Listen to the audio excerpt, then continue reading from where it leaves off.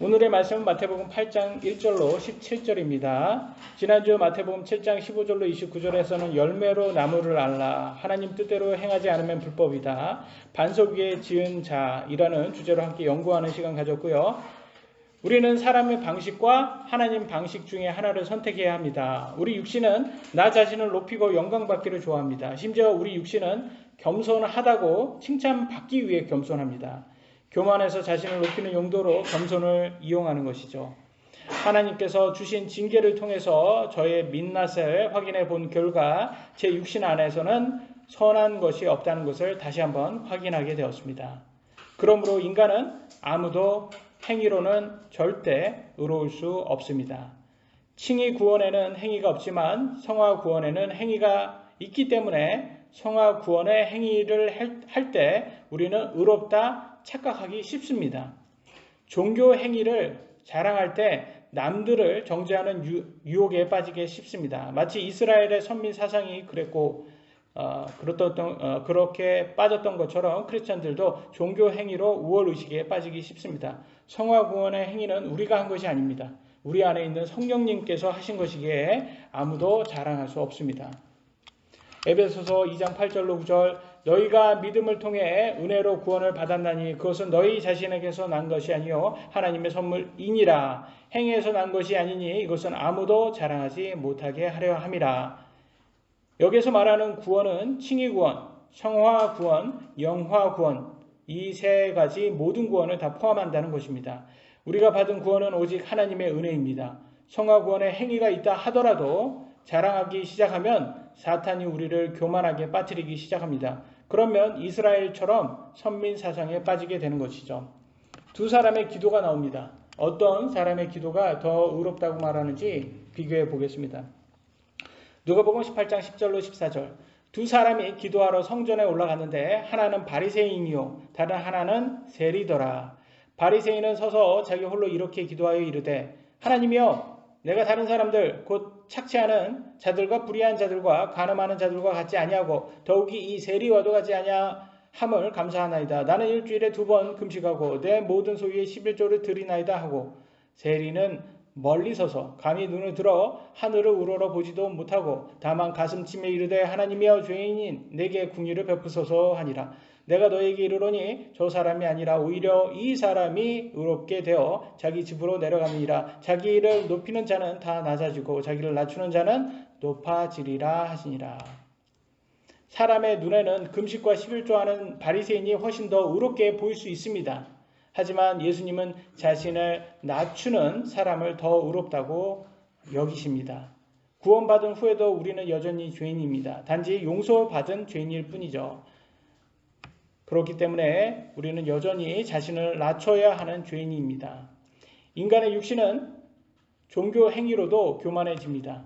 사탄이 하나님 자리에 앉아 스스로 하나님이 되려 했던 것처럼, 히틀러가 게르만족 우월주의에 빠져서 교만했던 것처럼 이것이 사탄이 하는 교만과 같습니다. 우리는 교만해지지 않도록 항상 우리 자신을 살펴보아야 합니다. 요즘 하나님께서 우리의 믿음을 테스트하시기 위해서 여러 방문자들을 보내주시고 계십니다. 어떤 분은 까칠하고 무례하고 예의가 없어서 마치 하나님께서 너 이래도 이웃을 사랑할 수 있어? 라고 우리에게 질문하는 아주 어려운 질문을 하시는 것 같아요. 무례한 행동을 하신 분은 하나님께서 판단하실 것입니다. 중요한 것은 우리가 끝까지 친절했냐가 더 중요할 것입니다. 우리들이 최선을 다해서 친절했다면 하나님께서 보상해 주실 것입니다. 저는 육체의 가시 곧 병을 통해서 자기를 낮추는 법을 배우고 있는 중입니다. 때로는 병이 우리를 겸손하게 만들어주는 좋은 선생님이 되십니다. 인간의 눈에는 병이 낫는 것만 하나님의 축복처럼 보이지만 겸손을 배우기 위해서는 징계라는 병도 하나님의 은혜라고 생각됩니다. 물론 우리 육신은 싫어합니다. 우리 육신은 오늘의 말처럼 병이 낫는 것만 축복이라고 생각하기 쉽습니다. 그래서 오늘은 병이 낫는 예수님의 기적을 같이 공부할 거예요. 첫 번째 주제는 나병 환자를 정결하게 하심입니다. 마태복음 8장 1절로 3절 같이 한번 읽어보겠습니다. 시작. 그분께서 산성을 이루시니 큰 무리들이 그분을 따르니라. 불안한 나병 환자가 와서 그분께 경배하며 이르되, 주여, 주께서 원하시면 나를 정결하게 하실 수 있나이다 하매, 주께서 주께서 손을 내밀어 그에게 대시며 이르시되 내가 원하노니 너는 정결할지어다 하신즉 곧 그 나병이 정결하게 된다. 예, 아멘. 나병은 나균에 의해 감염된 만성 전염성 질환이며 한센병, 문둥병이라고 합니다. 저희 어렸을 때 인천에서 문둥병이 있는 마을이 있었어요. 그래서 거기에 놀러 가지 말라고 저희 부모님들이 항상 그런 말을 많이 했습니다. 나병 환자들의 사진을 보시면 어때요, 여러분? 모든 질병 중에서 가장 구역질 나고 혐오스럽고 전염성이 강하기 때문에 누구도 가까이 갈 수 없을 것입니다. 그죠? 나병 환자를 손으로 만진다는 것부터 거부감이 들어요. 그러나 예수님께서 그를 만지시고 병을 고쳐주셨다고 합니다. 구약시대 때는 나병은 부정하다, 그러면 격리되었습니다. 열왕기하 15장 5절에 주께서 왕을 치셨으므로 그가 죽는 날까지 나병 환자가 되어 외딴 집에 거하였고 왕의 아들 요담이 집을 다스리며 그 땅의 백성을 재판하였더라. 심지어는요, 남유다 왕입니다. 아사랴 또는 우시야라고 하는 왕 이름인데요. 이 사람이 교만해져서 제사장만 할 수 있는 분향을 하다가 하나님께서 치셔서 나병에 걸리게 됩니다. 그러니까 왕인데도 불구하고 죽을 때까지 여생을 별궁에서 홀로 지내고 죽었다고 합니다. 그럼 왕도 이렇게 홀로 지내야 됐다면, 심지어 왕도 나병에 걸리면 평생 격리된다면 일반 사람들은 나병에 걸린다면 어떤 대우를 받았을까요? 많은 사람들로부터 부정하다, 집단 따돌림, 소외를 당하고 많은 상처를 받았을 것입니다. 이런 혐오스러운 병을 하나님께서 왜 허락하셨을까요? 여러분은 어땠어요? 다시 나병 보여드리겠습니다. 이런 병을 왜 하나님께서 악하셔서 이렇게 허락하셨을까요? 여러분은 어떠세요? 저는 이게 우리들의 하나님 눈에 보이는 우리들의 죄의 모습이라고 생각이 됩니다. 우리들의 죄는 안 보이잖아요. 우리 눈에는. 근데 하나님 눈에는 보이잖아요. 그러니까 이렇게 우리 눈으로 이렇게, 야, 이게 내가 보는 너네들의 죄야. 죄의 모습이야. 라는 것을 간접적으로 이 나병을 통해서 보여주는 것 같다라는 거죠. 그런데 이 나병이 참 얼마나 혐오스럽습니까? 그런데 그래봤자, 고생해봤자, 물론 고생해봤자라고 말해서 아주 짧은 고통인 것처럼 느껴지지만 굉장히 큰 고통이죠, 사실은. 근데 7, 80년 육신이 죽을 때까지만 고통받는 거예요. 그런데 이 나병보다도 더 힘든 이 죄의 병을 고치지 않으면, 그래서 예수님을 믿지 않으면 지옥에서 영원히 나병 환자보다 더 큰 고통을 받는다는 것이에요. 우리는 지옥을 가본 적이 없지만 성경을 통해서 간접 체험을 할 수가 있습니다. 누가복음 16장 23절 24절에는 이렇게 나왔습니다.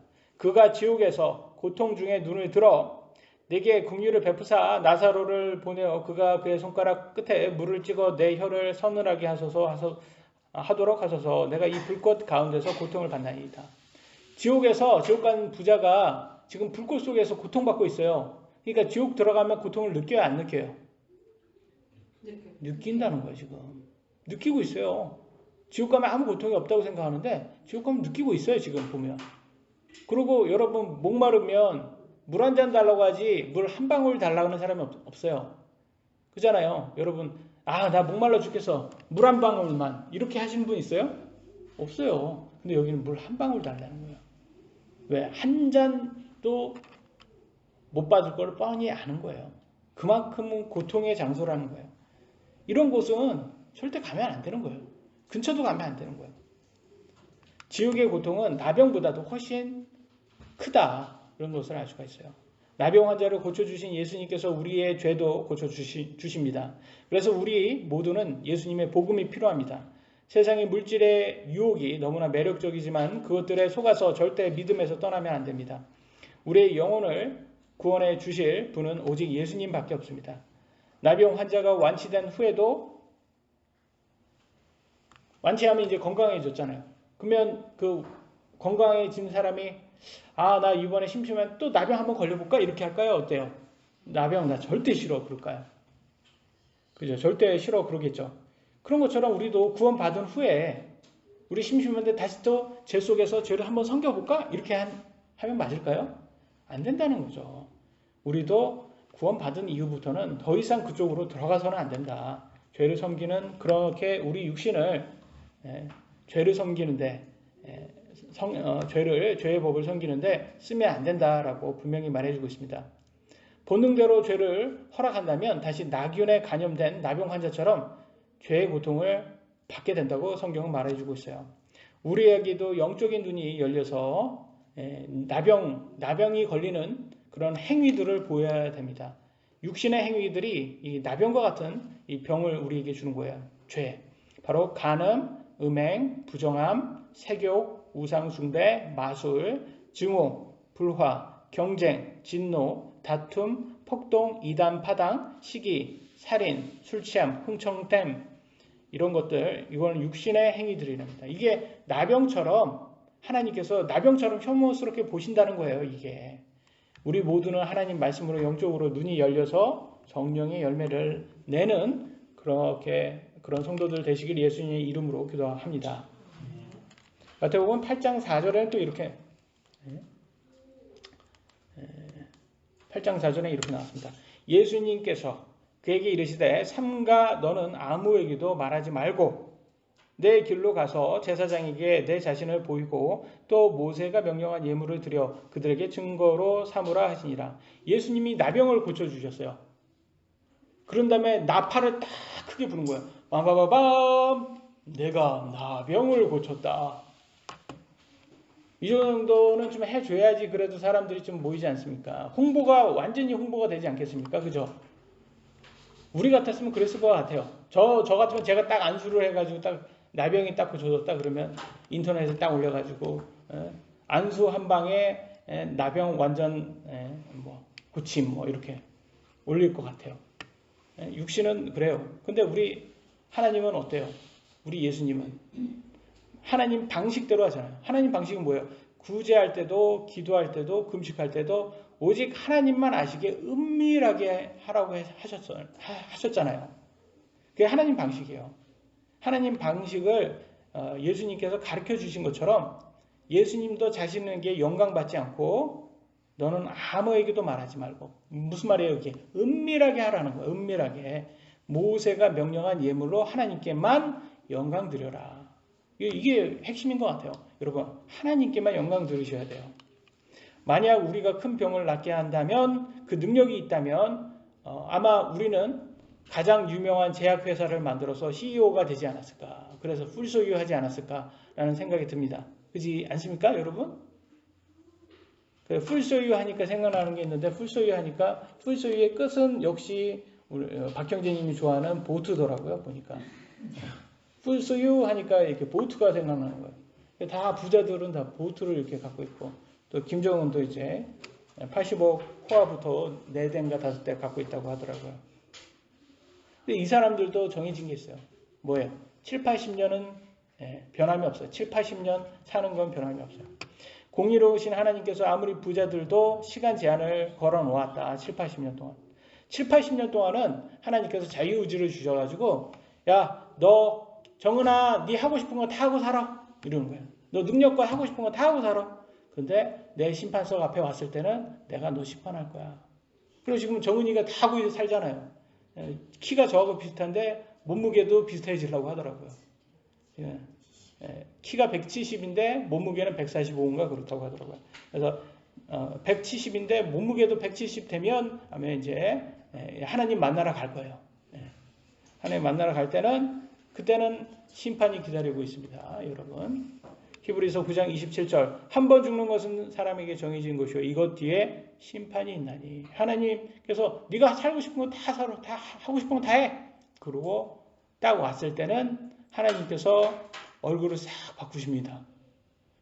그래? 네가 지금 하고 싶은 대로 다 했어? 어때? 네가 원하는 대로 다 살았더니 어떤 것 같아? 그러면서 내가 원하는 내 방식대로 살았어? 아니면 본능대로 네가 원하는 대로 살았어? 하면서 하나님께서 책을 다 꺼내요. 그럼 거기에서 여러분 살았던 다 나옵니다. 거기에 그거대로 다 심판하신다고 하십니다. 그래서 죄의 심판, 행위 심판 다 받습니다. 세상에서 가장 부자들도 죽음을 피할 수가 없습니다.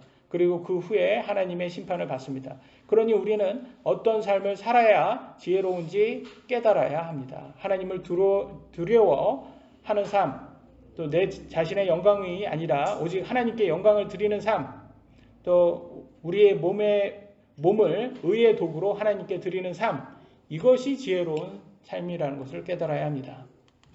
두 번째 주제는 백부장의 종을 고침입니다. 마태복음 8장 5절로 6절 같이 한번 또 읽어보도록 하겠습니다. 시작. 예수님께서 가버나움으로 가시니 한 백부장이 그분께 나와 그분께 갇혀만 이르되 주여 내 종이 마비병으로 치료로 몹시 고통받는다. 아멘. 여기에서 나오는 백부장은 유대교 백부장이 아니에요. 유대교 백부장은 뭐 별 힘이 없죠. 근데 여기에서의 백부장은 굉장히 힘이 큰 사람이에요. 왜냐하면 로마 군인을 지휘하는 이방인 백부장입니다. 그러니까 장교예요, 장교. 그러니까 로마가 그때 당시에 다 지배하고 있었을 때니까 장교인 거예요. 그럼 오늘날로 비하면 주한미군 중대장급 이상의 권위를 가졌던 장군이라는 거야. 장교라는 거예요. 근데 이런 사람이 와서 이방인이에요. 근데 그의 종이 중풍, 곧 뇌졸중 같은 마비병으로 고통받는다고 자기 가족도 아니에요. 종이에요. 이방인이고 유대인도 아닌 이방인이 예수님을 믿고 예수님께 고쳐달라고 간청하러 옵니다. 여러분, 이게 말이 안 되는 상황이에요, 지금. 아니, 이방인이고, 그리고 좀 굉장히 큰 권력을 가진 사람이, 유대인도 아닌 사람이 예수님을 와서 그럼 예수님을 믿었다라는 거잖아요. 고쳐달라고 한다는 게. 그러니까 또 예수님 보시기에는 백부장의 마음이 얼마나 예뻤겠습니까? 왜? 첫 번째, 가족도 아닌 자기 종을 사랑하는 그 마음. 지금 종이 아파서 온 거예요. 자기 가족도 아니라. 그러니까 그 마음이 얼마나 예쁘겠습니까? 그리고 그때 이때 당시만 해도 이방인들에게는 예수님이 잘 알려지기 전이었습니다. 그런데도 이방인이 와서 예수님을 믿었던 그것도 놀랍고. 그러니까 마음이 너무 예쁘잖아요. 그러니까 예수님께서 어떻게 하니까 직접 가서 고쳐주겠다 그러십니다. 너무 예쁘니까 내가 직접 가서 고쳐줄게. 이렇게 하십니다. 마태복음 8장 7절로 8절 예수님께서 그에게 이르시되 내가 가서 그를 고쳐주리라 하시니 백부장이 응답하여 이르되 주여 주께서 내 지붕 아래로 오심을 내가 감당할 자격이 없사온즉 오직 말씀만 하옵소서 그러면 내 종이 낫겠나이다. 이렇게 말합니다. 예수님처럼 대단하신 분이 굳이 우리 집까지 오신다는 건 뭐 제가 너무 부담스러워. 너무 부담스러워. 이렇게 하면 한국식으로 듣기에는 어떻게 들려요? 아, 되게 싫은가 보다. 나 싫은가 보다. 이렇게 들리잖아요. 근데 예수님은 어떤 분이에요? 마음을 보실 수 있는 분이에요? 보실 수 없는 분이에요? 보실 수 있는 분이에요. 근데 이 사람이 우리한테 이렇게 말했다면 이 사람 뭐 별로 싫은가 보다. 내가 가는 거 싫어하나 보네. 이렇게 들리는데 이 사람의 마음을 보시는 예수님은 진심임을 아는 거예요. 아, 정말 얘가 나를 두려워하고 있구나. 아는 거예요, 이게. 그래서 그리고 말씀만으로도 고침받을 수 있다는 걸 얘가 아는구나. 그래서 예수님처럼 대단하신 분이 온다는 것을 부담스럽다라는 것은 정말 두렵다라는 거예요. 그러나 예수님께서 사람의 마음을 보시기 때문에 백부장이 진짜 자신을 낮추는 진심음을 알 수 있습니다. 이게 백부장이 겸손하게 자신을 낮추는 걸 안다는 거죠. 우리가 정말 하나님과 예수님께 인정받기를 원한다면 우리도 백부장처럼 우리 자신을 낮추어야 합니다. 교만한 사람들이 항상 자신의 들보는 보지 못하고 남의 티만 지적하며 남을 정죄하고 판단합니다. 남을 지적해서 자신을 높이려는 교만은 그거는 하나님께 절대로 인정받지 못하는 것입니다. 누가복음 14장 10절로 11절에 이렇게 나왔어요. 오직 내가 초대를 받거든 가서 가장 낮은 자리에 앉으라. 그러면 너를 초대한 자가 와서 내게 이르기를 친구여 더 높은 데로 올라가라 하리니 그때 내가 너와 함께 음식 앞에 앉은 자들 앞에서 영예를 얻으리라. 누구든지 자기를 높이는 자는 낮아지고 자기를 낮추는 자는 높아지리라 하시니라 라고 나와 있어요. 그러니까 낮춰줘야 되는 게 맞아요. 그래서 제가 어저께도 교회에 가서 이제 성도님들이 저를 굉장히 대단한 사람처럼 이렇게 저를 높여 주시는 거 인사하시고 그래서 제가 너무 부담스러웠어요. 아니면 저는 낮아져야 되는 사람인데 왜냐면 낮아져야지 하나님께 또 인정받으니까 더 낮아져야 되는데. 근데 목사님도 막 유 목사님 아주 겸손하신 분이다. 겸손하시다 뭐 그런. 나 낮아져야 되는데 자꾸 그런 말씀하시지 마세요. 나 하나님께 인정받아야 됩니다. 저는. 예? 그죠? 맞지 않습니까, 여러분? 하나님께 인정받아야 돼요. 사람한테 인정받아봤자 여러분 이거 뭐 얼마 안 가요. 하나님께 인정받으셔야 돼요. 그러니까 우리가 낮아지자 이거예요. 낮아져야지 하나님께서 우리를 인정해 주신다. 하나님께서는 자신을 낮추고 남을 판단하지 않는 사람들을 좋아하십니다. 우리는 남 판단보다 우리 자신을 낮추는데 더 깊이 생각을 해야 됩니다. 남을 정죄하고 판단한다고 결코 우리가 의로워지지 않습니다. 9절로 10절에 이렇게 나왔습니다. 나도 권위 아래에 있는 사람이며 내 아래에도 군사들이 있어 내가 이 사람더러 가라 하면 그가 가고 저 사람더러 오라 하면 그가 오며 내 종도로 이것을 하라 하면 그가 그것을 하나이다 하며 예수님께서 그 말을 들으시고 놀라사 따르던 자들에게 이르시되 진실로 내가 너희에게 이르노니 이스라엘에서 이렇게 큰 믿음은 내가 결코 보지 못하였노라. 여러분 이게 보면 좀 잘난 척하는 것 같아요. 나도 대단한 사람이에요. 예수님, 내가 이렇게 이 사람한테 오라고 하면 오고 저랑 가라면 가요. 이렇게 들려요. 우리 귀에는. 그렇지 않습니까? 여러분 듣기에는 어때요? 근데 예수님은 마음을 보시기 때문에 이게 진심임을 아는 거예요.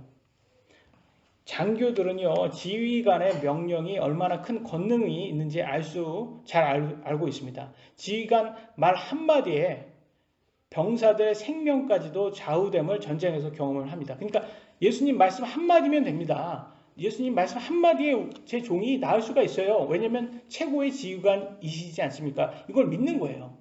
여러분 지휘관 잘못 만나면 사람 죽어요. 그래서 나폴레옹의 유명한 일화가 있습니다. 맞는지 모르겠어요. 나를 따르라. 정군을 산 정상까지 이끌고 간 후에 이 산이 아닌가벼. 그래서 다른 사람으로 갑니다. 진군하면 그런데 또 가더니 저 산도 아닌가벼 그러는 거예요. 그러니까 병사가 실신을 하면서 하는 말이 저놈도 나폴레옹이 아닌가벼 하면서 쓰러졌다라는 거예요. 이 지휘관을 멍청한 지휘관을 만나면 병사들이 죽어요. 근데 지혜로운 지휘관을 만나면 병사들이 오히려 삽니다. 백부장은 권위 있는 예수님의 권능의 말씀으로 충분히 자신의 종의 병이 낫는다고 믿었어요. 왜냐하면 말에는 권능이 있기 때문입니다. 많은 사람들이 여러분 유명인들이 왜 자살을 합니까? 악플 한마디에 자살합니다. 악플에. 그 말에 능력이 있다는 건 없다는 거예요. 있다라는 거예요. 반대로 위로 한마디에 사람이 삽니다. 말에는 능력이 있어요.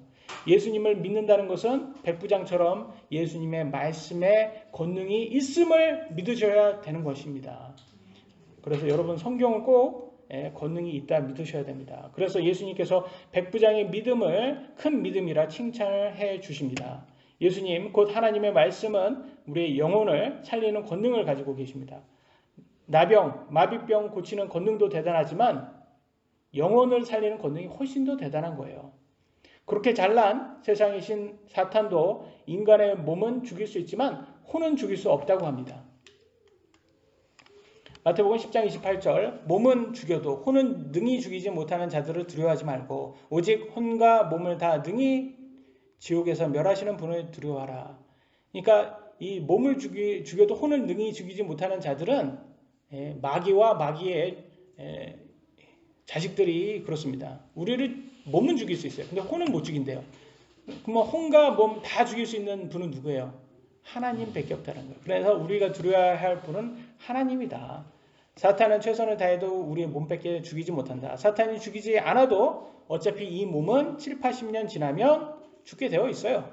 그러니 우리는 혼과 몸을 다 능히 지옥에 멸하시는 하나님을 두려워해야 합니다. 오직 하나님의 말씀인 예수님만이 우리의 영혼을 살리는 권능을 가지고 계십니다. 예수님의 말씀에 권능이 있음을 믿는 것이 그게 큰 믿음이라고 성경은 말해주고 있어요. 마태복음 8장 11절로 12절 또 내가 너희에게 이르노니 동서로부터 많은 사람들이 와서 아브라함과 이삭과 야곱과 함께 하늘의 왕국에서 앉으려니와 왕국의 자손들 바깥 어둠 속으로 쫓겨날 것이요 거기에서 슬피 울며 이를 갈미 있으리라 하시니라. 무슨 말입니까 이게? 동서로부터 온 많은 이방인들이 아브라함, 이삭, 야곱과 함께 천국에 간다는 거예요.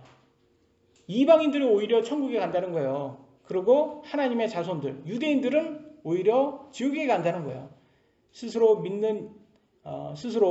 자신들이 하나님의 백성이라고 믿는 이스라엘 백성들은 오히려 지옥에 가서 슬피 울며 고통으로 이를 간다고 합니다. 그러니까 선민 사상에 빠져 있지 말라고 지금 말하고 있는 겁니다. 열왕기 하를 통해 북이스라엘 왕들을 보면 모두 악한 왕들이었어요. 열왕기 북이스라엘 왕국이 총 254년 동안 이루어졌어요. 몇 명의 왕이 있었냐면 19명의 왕이 있었습니다. 근데 자꾸 이렇게 가문이 바뀝니다. 이 유다는 이게 남유다는 다 다윗의 자손들인데 북이스라엘은 계속 바뀌어요. 제가 계산해 보니까 9개 가문이 9개나 바뀌어요. 집안이 9개 다른 집안이에요. 근데 얘네들이 다 모두 동일하게 악한 왕들입니다. 무슨 짓을 했냐면 여로보암 초대 왕이죠. 여로보암이 북이스라엘 초대 왕 여로보암이 베델과 단의 금송아지를 만들어서 우상 숭배시킵니다. 실제 하나님이 거하셨던 언약궤가 있는 예루살렘 성전에 섬기지 못하게 막은 거예요. 현재 북이스라엘 사람들 어디 있습니까? 지금 어디 있어요? 북이스라엘 사람들 어디 있는지 아세요? 네? 다 아니 살아있는 사람들 그 자손들은 어디인가 흩어지고 지금 여기 이때 살았던 사람들 악한 왕과 그 백성들 다 지옥에 있는 거예요. 다 지옥에. 이때 다 지옥에 있는 거예요. 자신들은 이스라엘 백성이라고 했지만 결과적으로는 이들은 다 지옥에 있는 거예요. 하나님의 백성이라고 했지만. 그래서 그걸 지금 얘기하는 거예요. 지금 그러니까 예수님께서 야 너네들이 아브라함, 이삭, 야곱의 자손들이라고 너네들도 천국 간다 생각하지만 오히려 이방인들이 천국 가고 너네들은 다 지옥 가. 이거 얘기하고 있는 거예요. 그래서 여러분 많은 사람들이요 율법, 행위, 구원으로 자신들이 의롭다 착각하는데 예수님 거부하면 그리고 선민의식에 빠지면 다 소용이 없습니다. 이방인인 백부장처럼 예수님 말씀에 구원의 권능이 있다는 것을 믿는 사람만이 천국에 갈 수가 있습니다. 성화구원의 행위도 우리가 하는 것이 아니라 성령님이 우리 안에서 하신 것이기에 우리는 자랑할 것이 없어요. 자랑해서는 안 됩니다.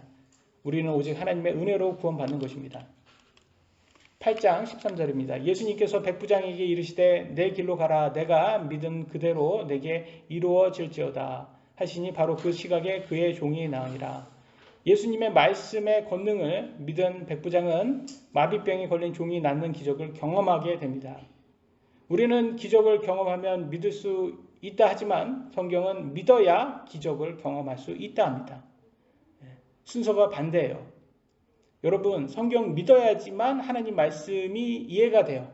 믿겨져요. 이제 웃기지 않습니까? 여러분 내가 믿겨지면 내가 믿을게.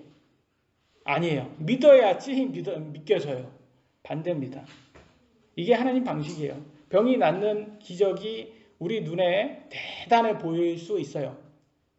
근데 어차피 이 몸은 7, 80년밖에 못 살아요, 여러분. 그러니까 이 몸은 어때요? 텐트예요, 텐트. 텐트. 여러분 텐트에서 영원히 사실 거예요? 근데 텐트에서 여기 좀 빵꾸가 나왔어요. 그래서 예수님께 부탁을 했더니 여기에서 텐트 패치로 이렇게 딱 해줬어요. 그래서 고쳐주셨어요. 그러면 여러분, 좋다, 기적을 했다. 그렇게 좋아하실 거예요? 텐트 고쳐준 게 그 뭐 대단한 거예요. 어차피 텐트에서 영원히 살 바인데. 그러니까 이 병 고침은 예수님께서 병 고치는 것은 영원한 생명을 더 바라보라고 지금 한 거지. 이거에 지금 기적에 놀라라는 게 아니에요. 이것도 기적을 할 수 있는 분이 여러분에게 부활의 몸도 줄 수 있다는 것을 더 알려주려고 하는 거예요. 근데 많은 세상 사람들은 텐트 빵꾸 난 거 누가 고쳐주면 그거 좋아한다는 거죠. 우리 이 몸은 텐트에 불과하다는 거예요. 그래서 여러분 병 고쳐주는 거 영원하지 않습니다. 어차피 때 되면 또 죽어요. 그러나 우리 예수님은 영원한 생명을 주신다. 그것이 진정한 기적이다. 영원한 집을 주시겠다고 하는데 자꾸 병 낫는 것만 관심을 갖는 사람들이 있어요. 은사주의라고 하죠. 영원한 집에는 관심이 없고 눈에 보이는 텐트만 고쳐달라고 고사를 지내고 있어요. 우리의 몸은 7, 80년 잠시 거하는 임시 거처 텐트인데 현재 우리 혼이 거하니 텐트도 중요하긴 하지만 더 중요한 것은 영원한 집, 부활의 몸을 받는 것입니다. 병 낫는 게 예수님께는 너무 작은 일이에요. 왜냐하면 말로도 이렇게 다 고쳐주시잖아요. 근데 여러분 죄를 낫게 하는 것은 말로는 못해요. 예수님이 십자가에서 직접 죽으셔야지만 나을 수 있어서. 그러니까 그게 훨씬 더 대단한 거예요, 여러분. 그래서 죄를 고쳐주는 것이 훨씬 더 큰 희생이 필요했다. 많은 사람들이요, 구원이 공짜라고 합니다. 구원이 공짜라고. 여러분, 우리들에게 공짜가 맞죠? 근데 그 뒤에는 예수님의 희생이 있었잖아요. 왜 예수님의 희생은 생각하지 않냔 말이죠. 예수님의 희생이 있는데 그거는 생각하지 않고 나한테만 공짜다, 공짜다. 그러면 예수님을 위해서는 뭘 할 거냐 이거죠. 우리는 우리 몸을 구원받은 이후에는 성화구원으로 우리의 몸을 하나님을 위해서 하나님 방식대로 써야 된다는 것이죠. 그러기 위해서는 세상의 것들에 너무 집착하지 말고 하늘의 것에 애착을 해야 되는 그런 훈련이 필요하다는 것을 말해주고 있습니다. 세 번째 주제입니다. 베드로의 장모와 많은 사람들의 고침. 8장 14절로 15절 예수님께서 베드로의 집에 들어가사 그들의 아내의 어머니가 열병으로 앓아 누운 것을 보시고 그녀의 손에 대시니 열병이 그녀에게서 떠나고 그녀가 일어나 그들을 섬기더라. 예수님께서 누구를 고쳐줬어요? 베드로의 장모. 베드로가 결혼을 안 했어요. 근데 장모는 있네요. 말이 돼요? 결혼을 한 거죠? 네? 그런데 여러분 카톨릭의 초대교회 교황이 누군지 아세요? 이 베드로입니다. 성 베드로. 여기 뭐라고 나와 있네요. 세계에서 가장 오래된 직책 제1대 교황 베드로. 네? 근데 교황인 결혼 안 하잖아요. 교황들은 결혼 안 하고 이상한 짓 하잖아요. 뭐 애들하고 뭐 이상한 짓. 그걸 이슈도 있고. 베드로는 기혼자였어요. 성경에도 나오잖아요. 근데 자꾸 결혼하고 금식하고 막 결혼을 금하고 막 그런 사람들이 있어요. 왜 교황들과 수도사들, 신부들은 결혼을 금할까요? 세계에서 제일 오래된 직책 교황이라고 하는데 생명으로 인도하는 문은 좁은 문이라고 찾는 자가 적다는데 저기 바티칸 베드로 대성당 한번 보세요. 저게 좁은 문으로 보입니까? 저게 넓은 문으로 보입니까? 네? 아유, 제가 보기에는 저는 좁은 문처럼 보기에는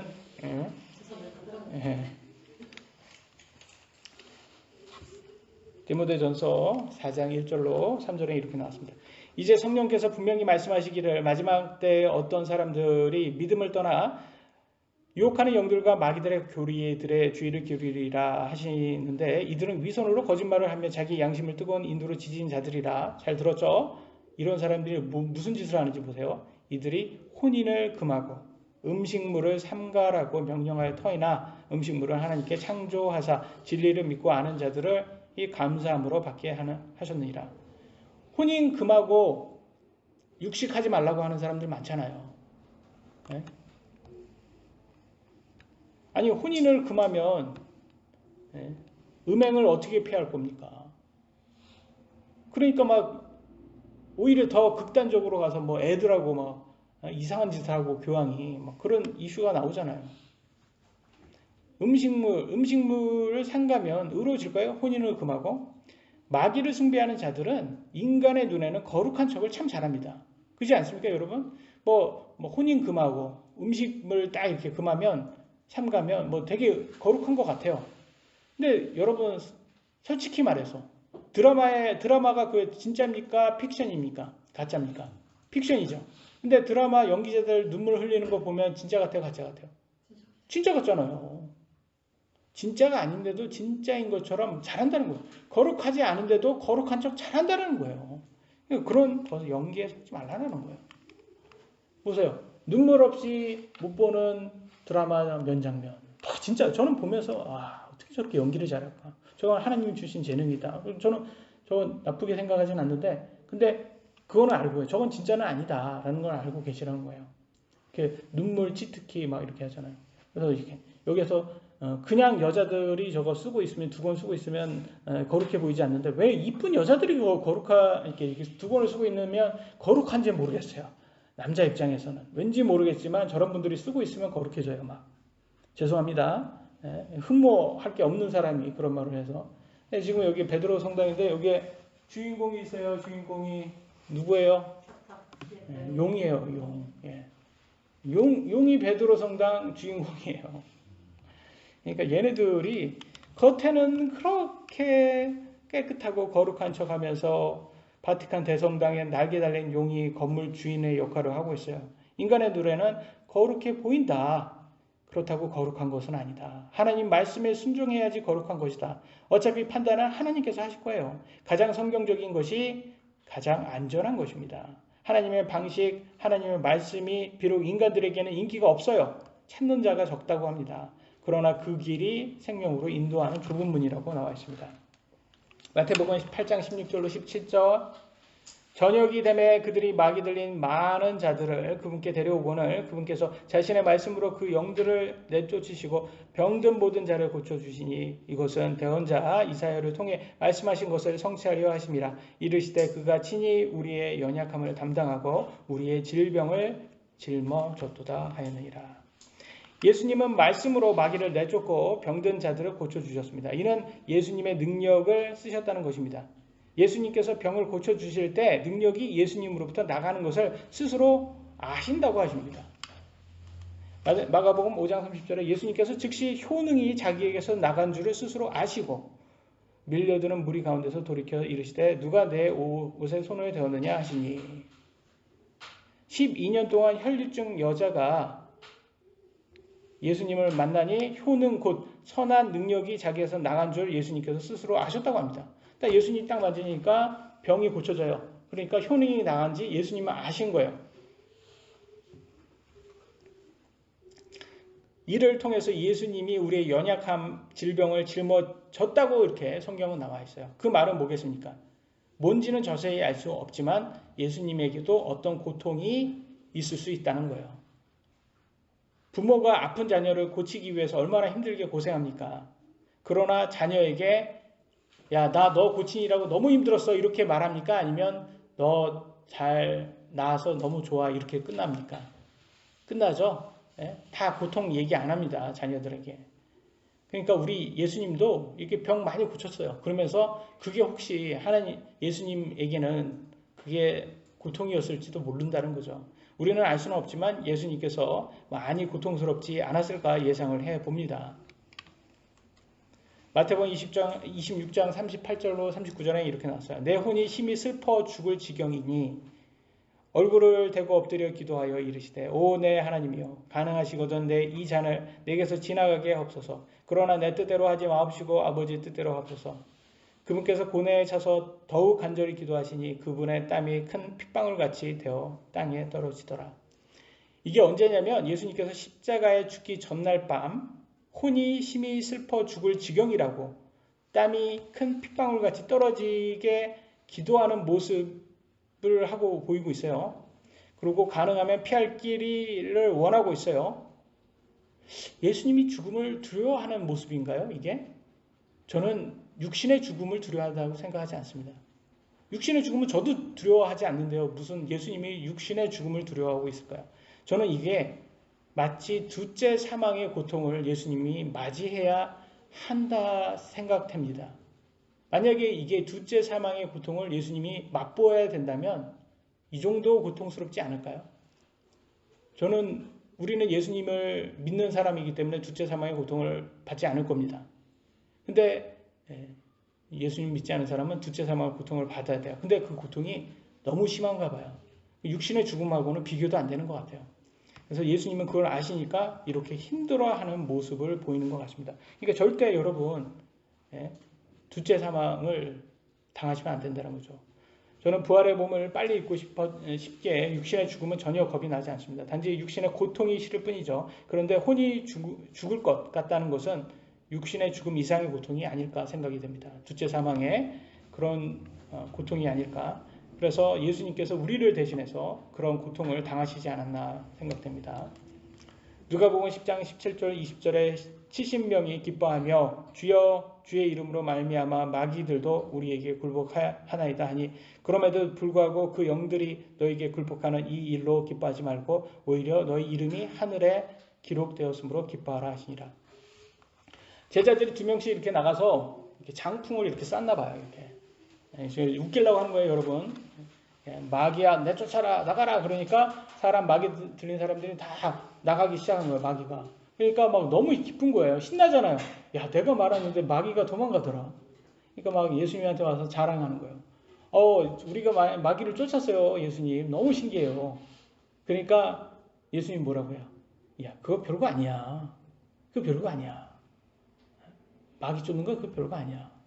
더 중요한 거는 너네들의 이름이 하늘에 기록되어 있는 게 천국 가는 거가 너네가 천국 갈 사람들이니까 그게 더 좋은 거야.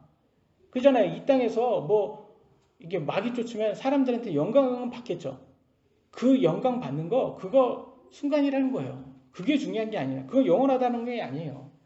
진짜 영원한 거는 생명책에 내 이름이 기록되어 있냐가 가장 중요한 거다. 그것이 가장 큰 기쁨이다. 이 말은 이 땅의 삶은 그림자라는 거예요. 실체가 있어요. 실체. 천국이 실체입니다. 본질, 실체는 천국입니다. 이 땅은 그림자예요. 여러분 그림자에 집착을 하시겠습니까? 네? 생각 한번 해보세요. 여기가 아이폰을 갖고 싶은 사람 있어요. 아이폰. 여기는 아이폰에 그림자가 있어요. 형준이한테 아이폰은 내가 못 주지만 그림자 여기 가죠. 형준이가 뭐라 그랬어? 목사님 많이 피곤하신가 봐요. 우리는 지금 자꾸 그림자에 너무 집착하고 있다는 거예요. 천국이 본질이 천국인데. 그래서 우리 너무 그림자에 너무 집착하지 말자라는 것이죠. 우리는 오직 예수님의 십자가의 희생으로 구원을 은혜로 받은 사람들입니다. 구원은 어떤 기적보다도 더 대단한 기적입니다. 이를 깨닫고 하늘의 보물을 쌓는 성도 여러분들 되시길 예수님의 이름으로 기도합니다. 여기까지 하시겠습니다. 마치겠습니다. 기도하시겠습니다.